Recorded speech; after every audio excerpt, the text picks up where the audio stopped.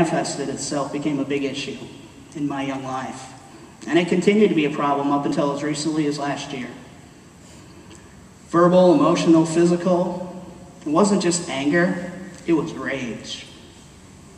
It was all outrage. I would lash out against people and objects. I remember one time my mom and I got into it, and I took a bucket of water and I threw it at her. Not a very nice kid. But punching stuff, anything that was in my way was my favorite. Mostly walls, tile ceilings, and glass. I loved me some glass. My big scare up to that point in my life was at age 15. I had pared down to 2 sports, soccer and hockey. My goalie career in hockey was drawing attention from the coaches in the high school. And at that time, hockey was going to be my ticket to college because my college fund was gone. And I needed a scholarship. And I knew my mom couldn't afford to put me through. It was just her and I. I was still active in my addiction, and my anger simmered constantly. The previous 2 weeks hadn't been that good. I had punched out our front porch light while drunk and high at my own party, requiring an ER visit and stitches to my hand and lying to the doctor because I couldn't tell him what really happened. The next week, I admitted myself to a local inpatient teen psych ward. So here I find out my girlfriend has been cheating on me with my brother's best friend. Great news. Well, the top boiled off my pot and I raged. I hung up the phone and I went to leave. I was going to greyhound it up to my aunt and uncle's. They had this beautiful resort up in northern Minnesota. I was just going to hang out up there. My brother took my money. Well, that was all she wrote. I walked out the back door, turned around, said a few choice cuss words, and I put my right arm through 2 panes of glass. Now, nothing happened when I put it through, but I didn't pull it out straight. I didn't even look at my wrist. I put my hand over it, and I started walking down the street. My brother came running out after me, stopped me, and that's when I realized that I was covered in blood. All down my right side, from my wrist down to my shoes. He got me back to the house, and we put my wrist over the sink, and within 30 seconds, that sink was full. I was not in good shape. We packed my wrist and we headed to the ER. When I arrived at the first hospital, the doctors looked at me and told my mom and I that the damage was too severe for them to fix, that I would have to be transferred to another hospital. By the time I got to the second hospital, it was 3 a.m., and they had to wake up the ER staff. So by the time I met my surgeon, he already was not a big fan of mine. He told me that I may never play hockey again. To a 15-year-old boy that lived in Minnesota, not all he knew was hockey, that was pretty scary. Lucky for me, he was a good surgeon, and he put me back together. I ended up making a full recovery, and I ended up playing hockey that year. And it didn't scare me enough to quit doing any of my stuff. Go figure.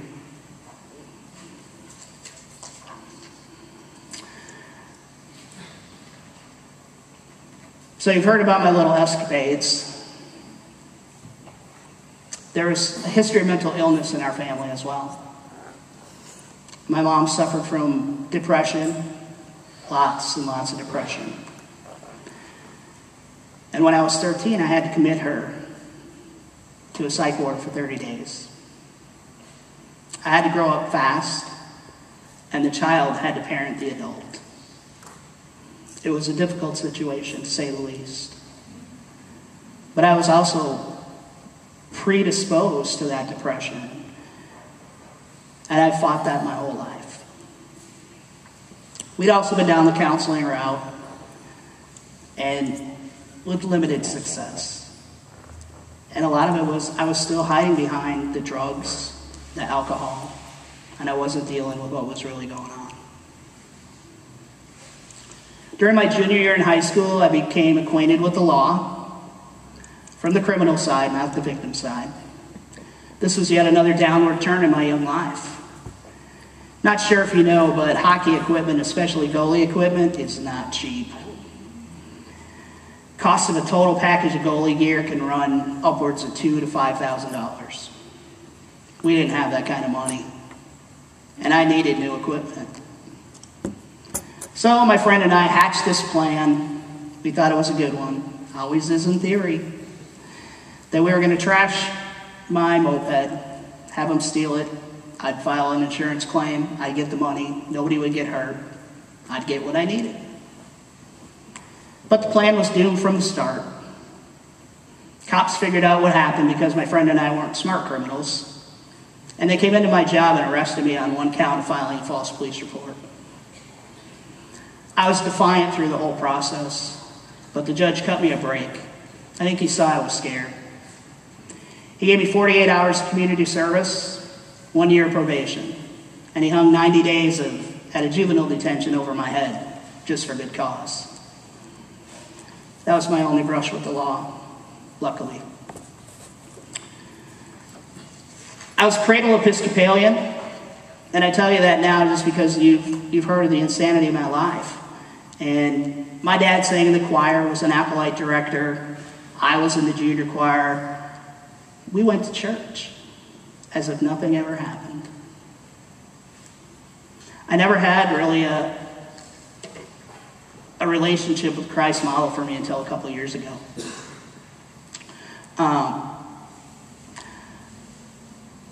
I graduated high school, and I started to party, played the drums, didn't really do much else. Got hurt in '92 with my wrist injury, and ended up going back to college, and I found the theater. And I ended up falling into a career that would span 15 years, 2,000 shows, 8,000 performances, and being my own boss, which means I could still do drugs. I also found my first marriage. Met her in college. She was an actress, I was a techie. She was 5 years my junior, and she was looking for a dad. It was a disaster waiting to happen, and it did. Both of us brought our baggage and dumped it all over each other. Week after 9/11, she left me to become a gypsy with the Traveling Renaissance Festival. 10 days later, my biological dad died. That's more guilt. And in January 2002, my wrist goes down in what will be a 3-year period of loss and devastation. And the beginning of my experience with faith and how God showed up in my life to build a relationship brick by brick, turning my mess into a message. From 2001 to 2004, I learned a lot of stuff. Some stuff I haven't learned yet. My addiction continued, and even though I went through the loss of my business, loss of my house, loss of my possessions, and I think the thing that really killed me, I was 32 and I had to move in with my parents. Ouch. It's pretty humbling. My addiction was still there, like a warm, snuggly blanket on the cold night. Kept numbing and insulating me. And even after my amputation, as I began to deal with my new body image and how people treated me, how they saw me, and facing underlying discrimination, my addiction still continued. The good news was that during that time, all the prescribed pain meds I got off of. In March 2005, that all changed. I met an angel sent by God in the form of a semi-blind date through Yahoo Personals. Semi-blind because she knew what I looked like. I had no idea what she looked like. Our first date lasted 12 hours, included 2 restaurants and bars that we closed down talking, a Denny's, talking in my truck for hours, and opening a Starbucks at 6 a.m. I went home that morning, and I threw out all my drugs and paraphernalia. Unfortunately, that's not the end of the story. Within 9 months of our first date,